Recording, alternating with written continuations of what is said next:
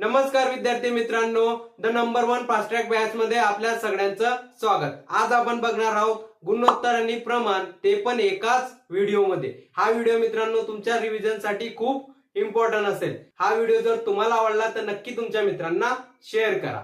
चला तर मग कुठलाही वेळ वाया न जाऊ देता सुरू करूया आजचा व्हिडिओ। तर बघूया पहिला प्रश्न। आपल्याला 30 सेकंदाचं 2 मिनिटाशी काय काढायचंय, आपल्याला गुणोत्तर काढायचंय। मग कसं काढणार बघा, जेव्हाही आपल्याला गुणोत्तर काढायचं असेल तेव्हाही बघा गुणोत्तर नेहमी सारख्या युनिट मध्ये निघतं। म्हणजे इथे सेकंद असेल तर इथे पण काय पाहिजे, सेकंद। इथे जर तुमचा मिनिट असेल तर इथे सुद्धा काय पाहिजे, मिनिट। जर युनिट सारखं असेल तरच आपल्याला गुणोत्तर काढता येईल। मग कसं काढणार बघा, मी इथे 30 सेकंद आहे, सेकंदामध्ये लिहितो बरोबर। आता हा 2 मिनिट आहे, मला याला कशामध्ये कन्वर्ट करावं लागेल, याला सेकंदामध्ये। अख्ख्या जगाला माहिती आहे 2 मिनिट म्हणजे किती होतात, 2 गुणिला एका मिनिटात 60 सेकंद, म्हणजे 2 मिनिटात काय असेल, 2 गुणिला 60 सेकंद। बघा आता हे पण सेकंद झालं, हे पण सेकंद, युनिट सारखं। आता कॅल्क्युलेशन करू आणि उत्तर काढू। बघा याला भाग जातोय 30 31, 30 दुने 60, म्हणजेच काय उरलं 1:4। हे असेल आपलं उत्तर।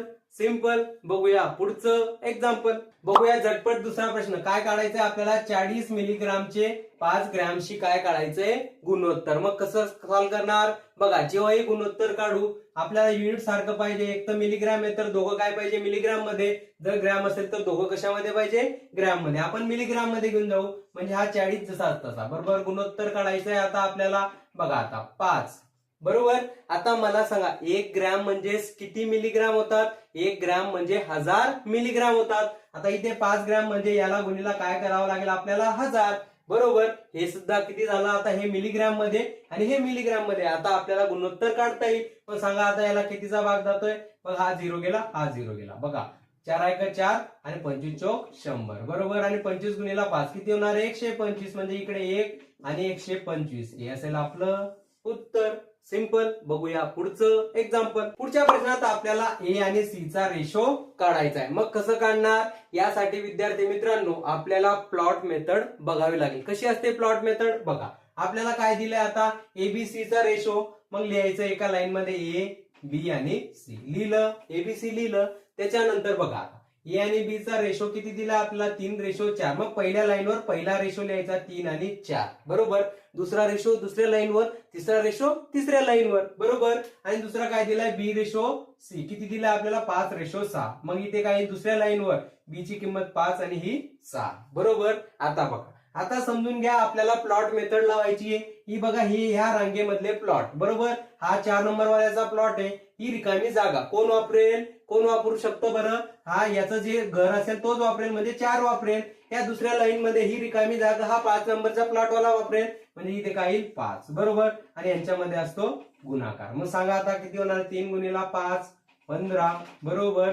4 गुणिला 5 किती होणार आहे, 20 बरोबर। आणि 4 गुणिला 16 किती होणार आहे, 6 चोक 24 बरोबर। आता आपल्याला काय विचारलंय, ए रेशो सी, म्हणजेच काय आन्सर येईल, ए ची किंमत किती आपली 15 आणि सी ची किंमत काय 24, हे असेल आपलं उत्तर।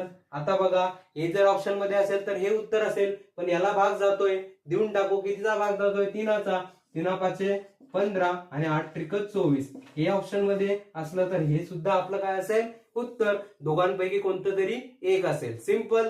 बघूया पुढचं एक्झाम्पल। पुढच्या प्रश्नात आपल्याला ए आणि डी चा रेशो काढायचा। मग कसं काढणार, आपली प्लॉट मेथड यासाठी बेस्ट मेथड आहे। कसं सॉल्व्ह करणार बघा, आता किती रेशो आहे, A B C D, 4 ratio आहे। मग लिहायचं इथे ए, इथे बी, इथे सी आणि इथे डी बरोबर। नंतर दुसरी स्टेप काय करणार बघा, पहिला रेशो पहिल्या लाईनवर, दुसरा रेशो दुसऱ्या लाईनवर, तिसरा रेशो तिसऱ्या लाईनवर, असं आपल्याला करायचंय। बघा पहिला काय दिला, 3:4। मग याच्या खाली 3, बी च्या खाली 4 बरोबर। नंतर दुसरा रेशो दिलाय 8:9। बघा बी ची व्हॅल्यू काय 8 बरोबर, बी च्या खाली 8 लिहायचं आणि पुढे 9 बरोबर, दुसऱ्या लाईनवर लिहिलं। आता तिसरा रेशो आहे तिसऱ्या लाईनवर, काय लिहावं लागलं आपल्याला, सी रेशो डी, किती दिलंय 15 आणि 16 बरोबर दिलंय। अशा प्रकारे आपल्याला लिहायचं। नंतर प्लॉट मेथड म्हणजे समजून घ्या, या लाईन मध्ये 4 नंबर वाल्याचा प्लॉट आहे। ही खाली जागा कोण वापरेल, तर 4च वापरेल। मग इथे येईल 4 आणि इथे येईल 4 बरोबर। नंतर बघा इथे आता इथे काय असेल बघा, ही खाली जागा कोण वापरेल, 8 बरोबर। 8 आला बरोबर. इथे खाली जागा कोण वापरेल बघा, ही खाली जागा 9 वापरेल. बरोबर. इथे खाली जागा बघा आता कोण वापरेल बरं, इथे ही खाली जागा बघा 15च्या जवळ आहे म्हणजे 15 वापरेल आणि इथे पण 15 वापरेल. यांच्यामध्ये असतो गुणाकार. बरोबर. उभा याच्यामध्ये गुणाकार असतो. पण आता बघा गुणाकार जरी असला तरी सारखे सारखे जर कॅन्सल केलं तर आपलं सेकंदात उत्तर येईल. कसं बघा, आता बघा याच्यामध्ये 3 आहे, याच्यामध्ये 3 आहे, याच्यामध्ये 3 आहे. बरोबर. आणि या 9 मध्ये 3 आहे, 3 कॅन्सल करून टाकू. बघा 3 आहे का 3, 3 5 15. बरोबर. इकडे बघा 3 5 15. बरोबर झालं. त्याच्यानंतर बघा इथे काही 3 त्रिक 9. बरोबर झालं. इथे 3. बरोबर. आता पुढे अजून काय येतंय बघा, याच्यामध्ये 4 आहे, याच्यामध्ये 4 आहे आणि इकडे तर 4 कॅन्सल करून टाकू. बघा 4 दुने 8. बरोबर. नंतर काही कॅन्सल होतंय का, आता होत असेल तर आपण पुढे करू. आता गुणाकार करू. बघा किती येईल, 8 2 गुणिला 15 किती येणार आहे 30. बरोबर. नंतर पुढे बघा 8 गुणिला 5 8 पंचे 40. बरोबर. नंतर 9 गुणिला 5 9 5 45. नंतर पुढे बघा आता काय आहे 16 गुणिला 3 किती येणार आहे 48. मग आता आपल्याला ए रेशो डी विचारलाय म्हणजे हा 30 आणि 48 म्हणजे याची किंमत 30 आणि डी ची किंमत 48. याला भाग जातोय, कितीचा भाग जातोय याला 6चा भाग जातोय. देऊन टाकू. 6 पंचे 30. बरोबर. आणि 8 सक 48. बरोबर. म्हणजेच 5:8 हे असेल आपलं उत्तर. सिंपल. बघूया पुढचं एक्झाम्पल. मागच्या एक्झाम्पल मध्ये आपण ए आणि सी चा रेशो काढला आणि ए आणि डी चा रेशो काढला. पण आता आपल्याला इथे एबीसीडी चा रेशो काढायचा आहे. मग यासाठी प्लॉट मेथड लावणार का, अजिबात लावायचं नाही. बघा याचा एकदम सिंपल कन्सेप्ट आणि शॉर्ट ट्रिक सांगतो जे तुम्हाला सगळ्या क्वेश्चन मध्ये कामात येईल. बघा जेव्हाही मित्रांनो असा आपल्याला रेशो दिला असतो तेव्हा बघा ए आणि बी चा रेशो काय 1:2. बरोबर. म्हणजेच काय, जिथे ए आणि बी असेल त्याची किंमत काय असेल नेहमी 1:2. बरोबर. आता आपल्याला एक एक ऑप्शन चेक करायचंय आणि त्याला डिस्कार्ड करायचं. जसं आता बघा इथे आपल्याला एबीसीडी दिलेलं आहे. आता बघा इथे दुसरं काय बी आणि सी चा रेशो किती आहे 3:4. म्हणजे प्रत्येक ठिकाणी बी आणि सी चा रेशो काय पाहिजे 3:4. पण बघा इथे सी ची किंमत काय 9. 4च्या पाढ्यात 9 येतो का, अजिबात नाही. इथे जो येणारा नंबर हा 4चा मल्टिपल पाहिजे, 4च्या पाढ्यात येणारा पाहिजे. 4च्या पाढ्यात 9 येत नाही, मग हे ऑप्शन आपलं येणार नाही. दुसरं बघा आता दुसऱ्या एक्झाम्पल मध्ये बघा दुसरं चेक करण्यासाठी आपण दुसरा रेशो बघू. बघा आता इथे ए आणि बी चा रेशो काय 1:2. याची किंमत 1 असेल तेव्हा बी काय पाहिजे तुमचा 2 पाहिजे. पण इथे 2 आहे, इथे तर 3 आहे. मग चालेल का, हे ऑप्शन सुद्धा कट. बरोबर. नंतर पुढे बघा, पुढे चेक करण्यासाठी हाच रेशो बघा बी रेशो की 3:4. बघा बी ची किंमत इथे काय आता 7 आहे. 4च्या पाढ्यात येते का 7 नाही, मग हे सुद्धा येणार नाही. मग उरलं काय, पर्याय क्रमांक 4 असेल आपलं उत्तर. चेक करण्याची सुद्धा गरज नाही. बघूया पुढचं एक्झाम्पल. पुढच्या प्रश्नात आपल्याला एबीसीडी चा काय काढायचा आहे रेशो काढायचा आहे. त्यासाठी काय दिलं आपल्याला 4a = 9b = 6c असं आपल्याला दिलंय. बरेच लोक हे सॉल्व्ह करण्यासाठी तुम्हाला लसावी घेण्याचं सांगतात, पण मी तुम्हाला अजिबात सांगणार नाही. सेकंदात तुमचं उत्तर येईल. बघा आता आपल्याला ए चा रेशो काढायचा आहे. समजून घ्या इथे ए नाहीये, याला झाकून द्या. फक्त काय दिसतोय तुम्हाला 9 आणि 6 यांचा गुणाकार करा. 9 गुणिला 6 किती होणार आहेत 54. बरोबर. नंतर बघा आता आपला बी ची किंमत काढायची. बी ला झाकून द्या. काय दिसतोय तुम्हाला 4 आणि 6.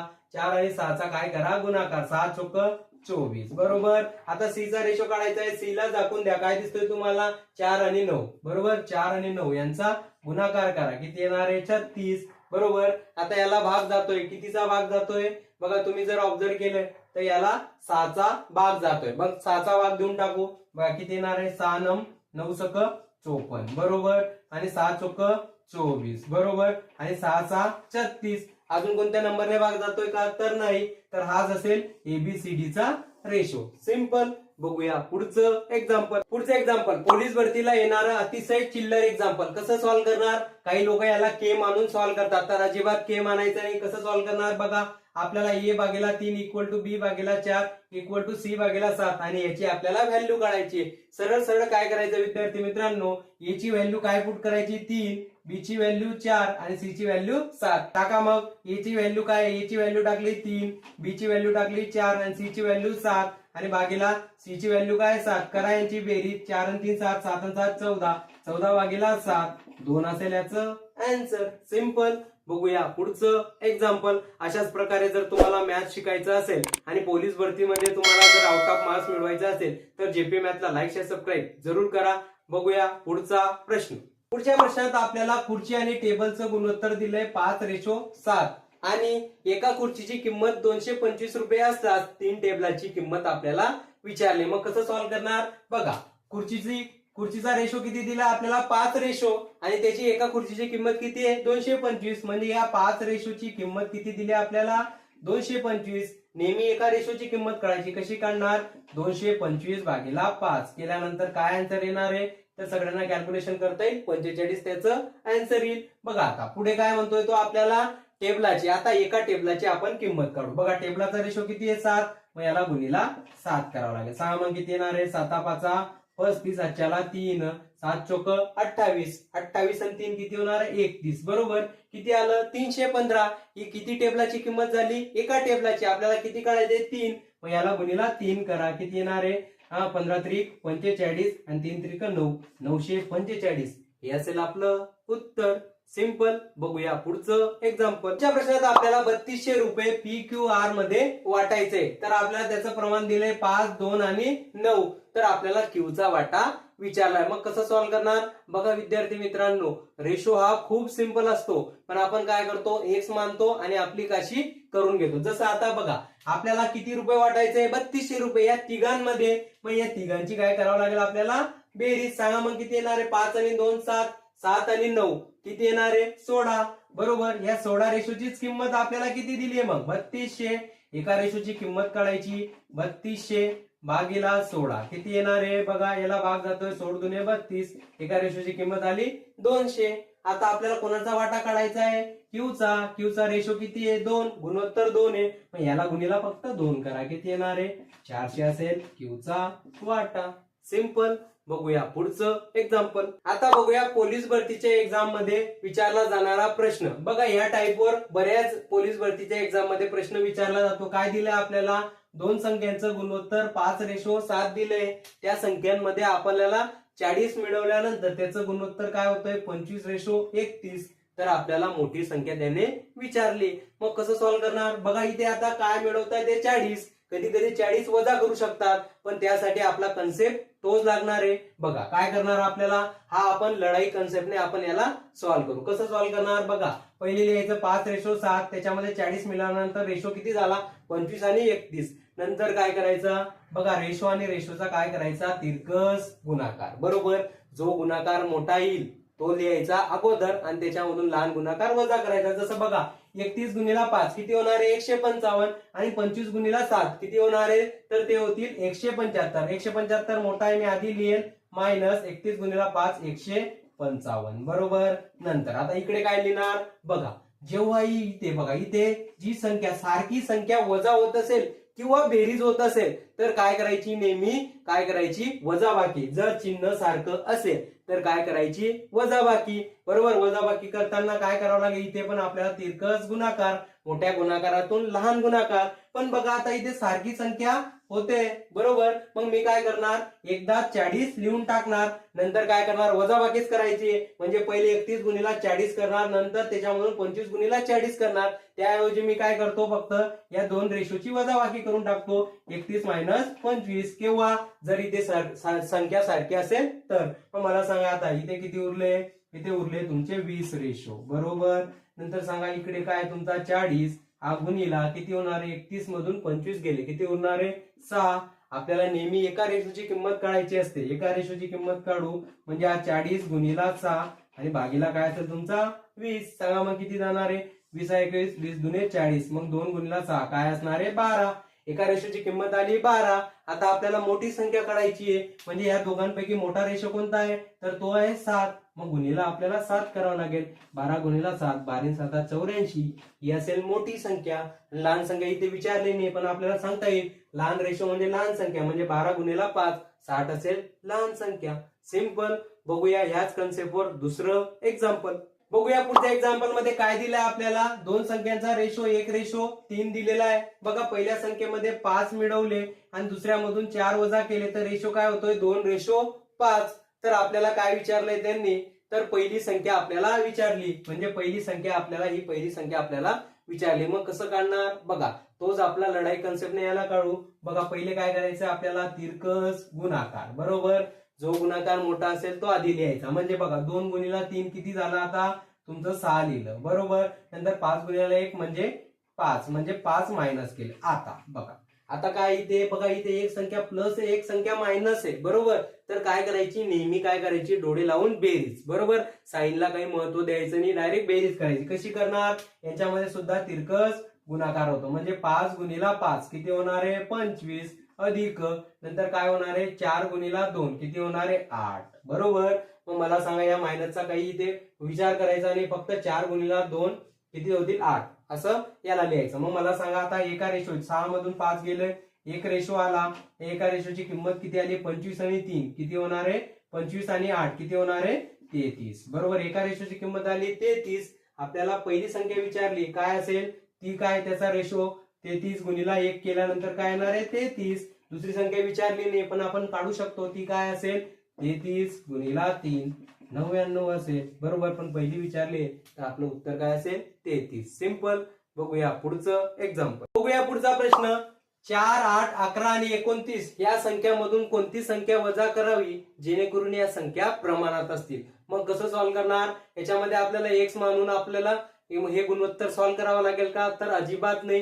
याची एक जबरदस्त ट्रिक सांगतो, आवडल्यास नक्की तुमच्या मित्रांना शेअर करा. काय करायचं आपल्याला बघा, एक सोडून एकचा काय घ्यायचा, फक्त फरक घ्यायचा. बघा 11 मधून 4 गेले, किती उरणार आहे, 7 रेशो. बरोबर, नंतर बघा इकडे काय आहे, 29 मधून 8 गेल्यानंतर किती उरणार आहे, तर ते उरतील 21. बरोबर, याला भाग जातोय, रेशो आहे, कितीचा भाग जातोय, 7 1 7 7 त्रिक 21. बरोबर, मला सांगा या दोघांमध्ये कितीचा फरक पडतोय, आता 2चा फरक पडतोय. बरोबर, पण बघा इथे पहिली संख्या आणि दुसरी संख्यामध्ये कितीचा फरक आहे, 4चा. आपल्याला फरक सारखा करावा लागेल. बघा 4चा फरक येण्यासाठी याला 2 ने गुणावं लागेल, तर या पूर्ण रेशोला सुद्धा 2 ने गुणावं लागेल. म्हणजे हा काय होईल, हा 2 आणि हा काय होईल तुमचा 6. मग मला सांगा आता 4 पासून हा किती वजा करावे लागतील, म्हणजे 2 येतील. कोणीही सांगेल तुम्हाला 4 मधून 2 वजा करावं लागेल तेव्हा 2 येईल, म्हणजे काय असेल तुमचं उत्तर, 2 असेल आपलं आन्सर. दोन्ही संख्या वजा करावे लागेल. सिंपल. बघूया याच कन्सेप्टवर पुढचं एक्झाम्पल. बघूया पुढचा प्रश्न. 5, 19, 7 आणि 25 यामध्ये कोणती संख्या मिळवावी जेणेकरून या संख्या काय येतील, प्रमाणात. मग कसं सॉल्व्ह करणार, आपल्या त्याच कन्सेप्टने एक सोडून एकची काय घ्यायची, आपल्याला फरक घ्यायचा. 7 मधून 5 गेल्यानंतर किती येणार आहे, 2. बरोबर, नंतर बघा हा 25 आहे, 25 मधून 19 गेल्यानंतर फरक कितीचा पडणार आहे, तर 6चा फरक. याला भाग जातोय, देऊन टाकू आपण भाग. कितीचा भाग जातोय बघा, 2चा. 2 1 2 आणि 3 2 6. बरोबर, आला 1:3. आता मला सांगा याच्यामध्ये कितीचा फरक पडतोय, 2चा. पण ह्या दोन संख्यांमध्ये बघा पहिली संख्या 5 आणि 19 याच्यामध्ये कितीचा फरक आहे, 14चा. फरक सारखा करावा लागेल. बघा इथे 14 बनवण्यासाठी इथे 7 ने गुणावा लागेल, तर या पूर्ण रेषेला कितीने गुणावं लागेल, 7 ने. मग मला सांगा आता किती येतील, 7. बरोबर, आणि 7 त्रिक 21. मग मला सांगा आता बघा, आता अगोदर काय होतं, तुमची संख्या 5. बरोबर, 5 मध्ये किती मिळवावं लागेल, म्हणजे किती होतील तुमचे 7. म्हणजेच कोणीही सांगेल याच्यामध्ये जर तुम्ही 2 मिळवले तर हे किती होणार आहे, 7. म्हणजे याचं सुद्धा आन्सर काय असेल, आपलं 2 असेल आपलं उत्तर. सिंपल. बघूया पुढचं एक्झाम्पल. पुढच्या प्रश्नात आपल्याला काय दिले, दोन संख्यांची बेरीज आपल्याला किती दिली, 234. आणि दोन संख्यांची वजाबाकी किती दिली आपल्याला, 54. त्या दोन संख्यांचं काय काढायचं आपल्याला, गुणोत्तर.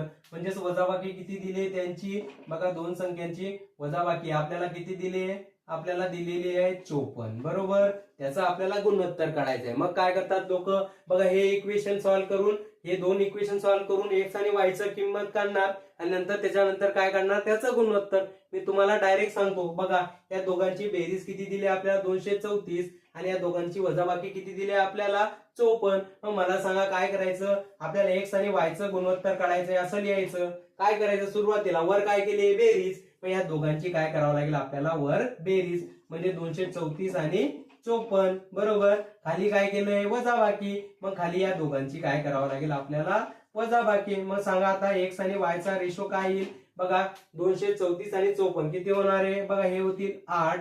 बरोबर, आणि 23 आणि 5 28 म्हणजे 288.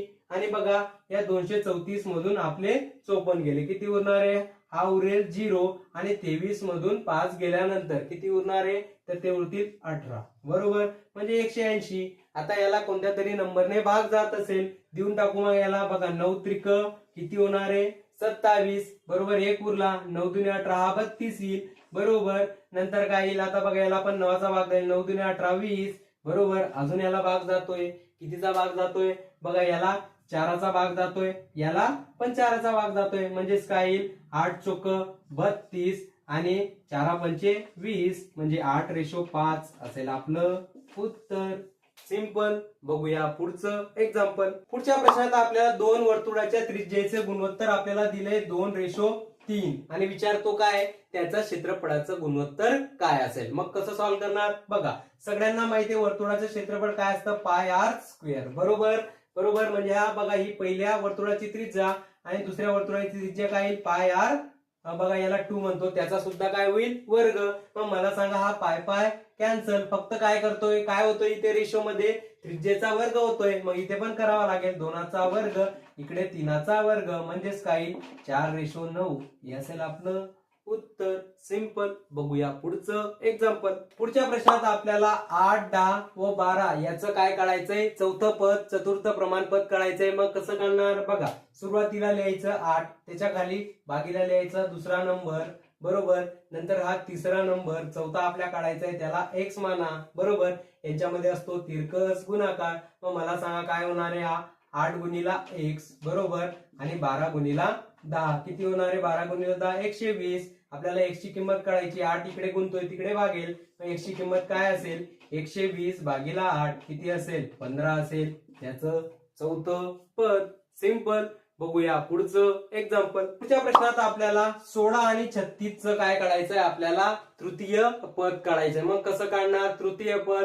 तृतीय पद काढण्यासाठी बघा आपल्याला 2 पद नेहमी दिलेले असतील. तृतीय पद समजून घ्या आपलं x असेल. काढण्यासाठी काय करायचं? बघा हा जो दुसरी संख्या आहे ना 36, त्याचा काय करायचा? वर्ग, म्हणजेच बघा 36 गुणिला 36, दुसऱ्या संख्येचा 2दा गुणाकार आणि त्याला भागीला काय करायची? पहिली संख्या. पहिली संख्या काय? 16, बरोबर. आता याला भाग जातोय, देऊन टाकू. 4चा भाग जातोय, 4 चोक 16 आणि 9 चोक 36, परत याला 4चा भाग जातोय, 4 1 4, बरोबर. नंतर 9 चोक 36. आता काय येणार आहे? 9 गुणिला 9 म्हणजे एक तृतीय पद काय आलं त्याचं? 81 हे असेल त्याचं उत्तर.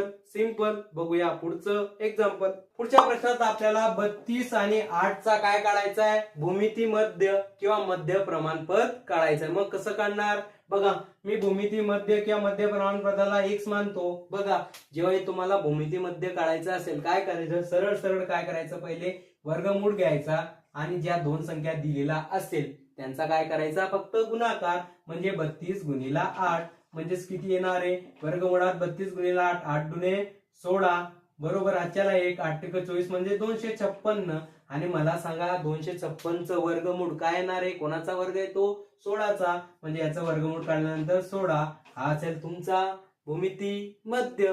सिंपल. बघूया पुढचं एक्झाम्पल. बघूया आजच्या व्हिडिओ मधला शेवटचा प्रश्न. आपल्याला x ची किंमत काढायची. काय दिले आपल्याला? 0.75:x म्हणजे 0.75 भागीला x करायचं. हे काय असतं? हे म्हणजेच काय असेल आपलं? इक्वल टू, बरोबर. आणि 5 भागीला 8 चा हे गुणोत्तर म्हणजेच काय असतं? बघा यांच्यामध्ये असतो तिरकस गुणाकार, म्हणजे सांगा हा येईल 5x आणि काय येईल? 0.75 गुणिला 8, बरोबर. अगोदर हा गुणाकार करून घेऊ. हा 5x जसाच तसा किती होणार आहे? बघा याला पॉईंट नाही असं समजायचं. 75 आहे, 75 गुणिला 8 करा. 8 पंचे 40, 4 जातील तुमचे 4, 8 7 56, 56 आणि 4 किती होणार आहे? 60, बरोबर. पण बघा आता इथे पॉईंट नंतर किती नंबर आहे? 2, मग इथे पण मोजावं लागेल 1 आणि 2, इथे येईल पॉईंट, बरोबर. म्हणजे 6.00, 6.0 म्हणजे फक्त काय येणार आहे तुमचा? 6 येईल, बरोबर. आता तुम्हाला बघा हा x ची किंमत काढायची. 5 इकडे गुणतोय तिकडे भागेल, मग x ची किंमत येईल 6 भागीला 5 किती येणार आहे? 1.2 असेल तुमचं उत्तर. सिंपल. अशा शॉर्ट ट्रिक साठी तुम्ही जेपी मॅथला लाईक शेअर सबस्क्राईब जरूर करा. हा व्हिडिओ जर तुम्हाला आवडला असेल तर नक्की तुमच्या मित्रांना शेअर करा. भेटूया पुढच्या व्हिडिओमध्ये एक नवीन कन्सेप्ट, एक नवीन टॉपिक सोबत. जय हिंद.